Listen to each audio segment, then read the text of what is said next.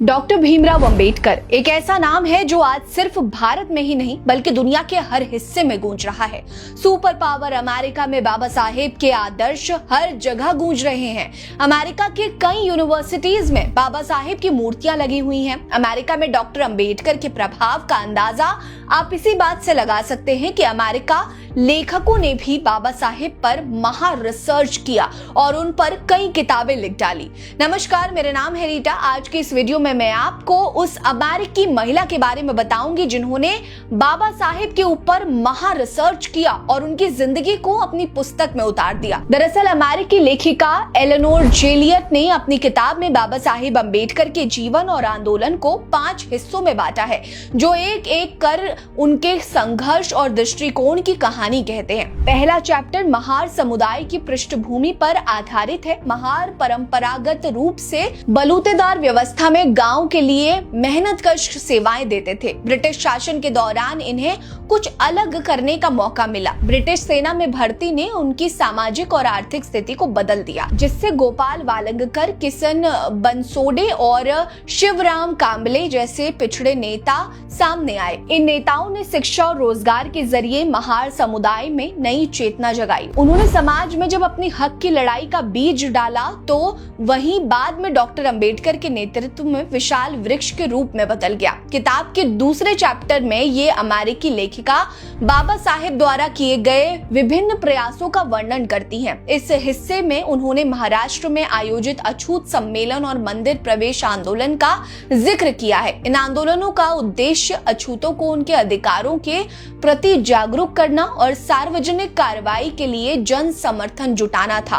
मंदिर प्रवेश आंदोलन में डॉक्टर अंबेडकर ने भाऊराव गायकवाड़ को पत्र लिखकर इसके प्रतीकात्मक महत्व को रेखांकित किया। ये एक ऐसा पड़ाव था जहां अंबेडकर ने महसूस किया कि प्रतीकों से ज्यादा व्यवस्था को बदलने की जरूरत है। किताब का ये हिस्सा बाबा साहेब अंबेडकर के उस रणनीति को दर्शाता है जो आंदोलन को सिर्फ भावनाओं तक सीमित नहीं रखता बल्कि उसे ठोस परिणामों की ओर ले जाता है। बाबा साहेब अंबेडकर को समर्पित किताब के तीसरे चैप्टर में एलेनोर जेलियट डॉक्टर अंबेडकर की पत्रकारिता की रणनीति पर चर्चा करती हैं।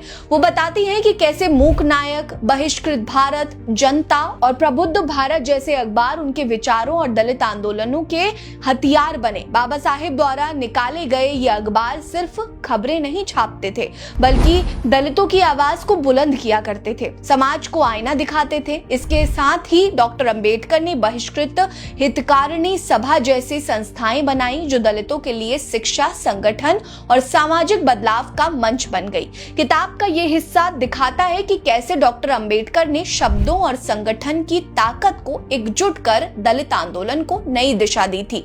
एलेनोर जेलियट ने अपनी किताब के चौथे चैप्टर में डॉक्टर अंबेडकर के धर्मांतरण आंदोलन पर चर्चा की है। वो लिखती हैं कि जब 1956 में डॉक्टर अंबेडकर ने 5 लाख महारों और अन्य अछूतों के साथ नवयान बौद्ध धर्म अपनाया तो ये सिर्फ धर्म परिवर्तन नहीं था बल्कि ये एक सामाजिक क्रांति थी। ये बौद्ध धर्म अंबेडकर का अपना दर्शन था जो उनके बचपन की यादों और सामाजिक न्याय के सपने से बुना गया था। जेलियट इस फैसले को डॉक्टर अंबेडकर के जीवन का सबसे साहसी कदम बताती हैं जो हिंदू धर्म की जकड़ने से मुक्ति का प्रतीक बना। किताब का ये हिस्सा पाठक को उस ऐतिहासिक पल की गहराई में ले जाता है जब एक व्यक्ति ने लाखों लोगों को नई पहचान दी थी। किताब का 5वां और अंतिम हिस्सा डॉक्टर अंबेडकर की राजनीतिक यात्रा पर रोशनी डालता है। बाबा साहेब ने भारतीय स्वतंत्र श्रमिक पार्टी, अनुसूचित जाति महासंघ और भारतीय रिपब्लिकन पार्टी का गठन किया, लेकिन इसमें से केवल स्वतंत्र श्रमिक पार्टी ही कुछ हद तक सफल हो पाई।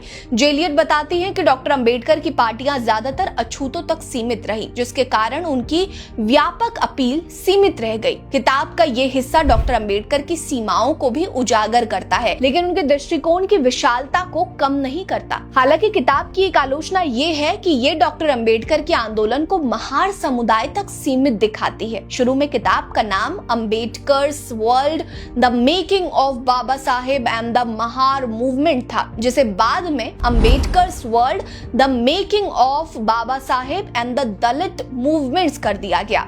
लेकिन इस बदलाव के बावजूद किताब का फोकस ज्यादातर महारों पर रहता है। ये सोच है कि महारों ने आंदोलन में बड़ी भूमिका निभाई, लेकिन डॉक्टर अंबेडकर का सपना अछूतों और पिछड़ों वर्गों का उत्थान और जातिवाद का खात्मा था। आपको हमारी ये वीडियो कैसी लगी कमेंट करिए, वीडियो लाइक करिए, चैनल सब्सक्राइब करना मत भूलिए। हमारे साथ बने रहिए। नमस्कार।